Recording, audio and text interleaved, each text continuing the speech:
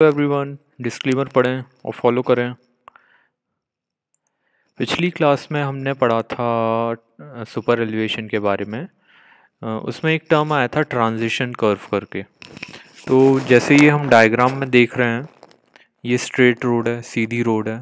फिर एक कर्व आता है जिसे हम कहते हैं ट्रांजिशन कर्व, और फिर आता है सर्कुलर कर्व, फिर आता है ट्रांजिशन कर्व, और फिर आ जाती है स्ट्रेट रोड। हमने ट्रांजिशन कर्व यहाँ पे क्यों रखा है? हम स्ट्रेट रोड को डायरेक्ट सर्कुलर कर्व से भी जोड़ सकते थे, पर हमने ऐसा नहीं किया। तो ट्रांजिशन कर्व हमने यहाँ पे कुछ कारणों से दिया है। पहला कारण तो ये है कि हमें सुपर एलिवेशन देना था। तो रोड जो इस तरह से है, ऐसा ये कैम्बर है, यहाँ पे ये कैम्बर है रोड का। यदि स्ट्रेट रोड से हम उसको एकदम ऐसा खड़ा दे देंगे, यदि हम स्ट्रेट रोड को सर्कुलर कर्व से यदि जोड़ देते हैं, तो जो रोड का क्रॉस सेक्शन है इस तरह से एकदम ये सुपर एलिवेशन की एक सीधी वो आ जाएगी, रोड आ जाएगी। तो ये पॉसिबल तो नहीं है। तो सुपर एलिवेशन देने के लिए हमें क्या करना पड़ेगा? ट्रांजिशन कर्व देना पड़ेगा। ठीक है। और एक चीज़ और हम देते हैं एक्स्ट्रा वाइडनिंग करके, वो हम देखेंगे आगे। तो हमें एक्स्ट्रा वाइडनिंग देने के लिए भी ट्रांजिशन कर्व देना रहता है। तो हम देखते हैं कि हमें ट्रांजिशन कर्व क्यों लगाते हैं। ट्रांजिशन कर्व को हिंदी में कहते हैं संक्रमण वक्र।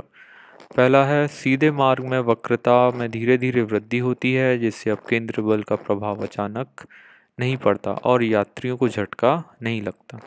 ठीक है, तो अपकेंद्रीय बल एकदम से नहीं लगेगा, अपकेंद्रीय बल धीरे धीरे धीरे लगेगा और उसका इफेक्ट बहुत कम हो जाएगा, यात्रियों को पता भी नहीं चलेगा।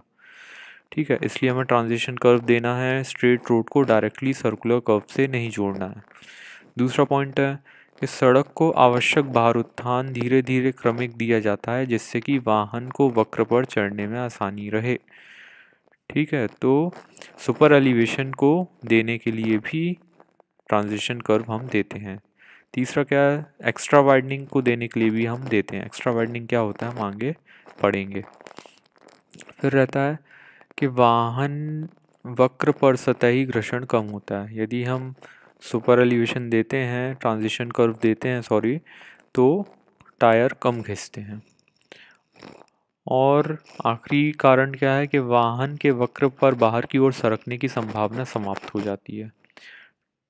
ठीक है, सेफ्टी रहती है। ये एक्स्ट्रा वाइडनिंग रहता है कि एक्स्ट्रा वाइडनिंग में हम क्या करते हैं कि ट्रांजिशन कर्व जो रहता है उसमें हम थोड़ी सी रोड को चौड़ी कर देते हैं, है ना। तो ट्रांजिशन कर्व से चौड़ी होना शुरू होती है, सर्कुलर कर्व पे पूरी चौड़ी होती है, और ट्रांजिशन कर्व से फिर से ख़त्म हो जाती है चौड़ाई। ठीक है, तो जब रेडियस 50 और 300 मीटर के बीच में हो तो हम दोनों तरफ एक्स्ट्रा वाइडनिंग करते हैं, और जब 50 मीटर से छोटा रेडियस हो तो हम सिर्फ अंदर की तरफ रोड को चौड़ा करते हैं।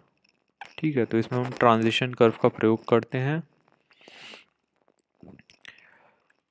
ठीक है, ट्रांजिशन कर्व का मेन उद्देश्य क्या क्या रहता है ये हम देख चुके हैं। अब ट्रांजिशन कर्व जो रहता है उसका जो रेडियस जो रहता है,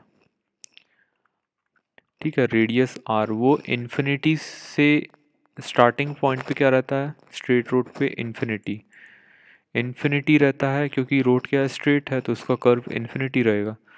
वो धीरे धीरे धीरे कम होके जब वो ख़त्म होता है, ख़त्म कब होता है? जब सर्कुलर कर्व शुरू होता है तो ट्रांजिशन कर्व ख़त्म होता है।